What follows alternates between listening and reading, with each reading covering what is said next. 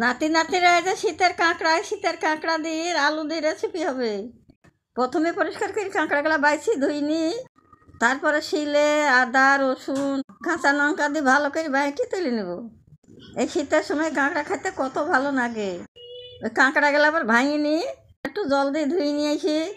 কড়াইতে তেল দিয়ে গরম করে নিয়ে কাটিয়ে রাখা আলুগুলা দিই, সামান্য হলুদ লবণ দিই ভালো করে ভাজি তুলে নেব।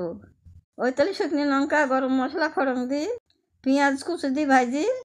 ওই বাটা মশলা দিয়ে নাড়ি চাড়ি টমেটো কুচি দিই, হলুদ গুঁড়ো লঙ্কা গুঁড়ো জিরের গুঁড়ো ধনিয়ার গুঁড়ো দিই, সামান্য জল দিই ভালো করে কষি কাঁকড়া গালা দিয়ে দেবো। তারপরে স্বাদ মতো লবণ দিয়ে আর একটু কষি নি, ভাজা আলু গালা দিয়ে ওগুলোর সঙ্গে সব সিদ্ধ কষি এবার পরিমাণ মতন গরম জল দিয়ে দেবো।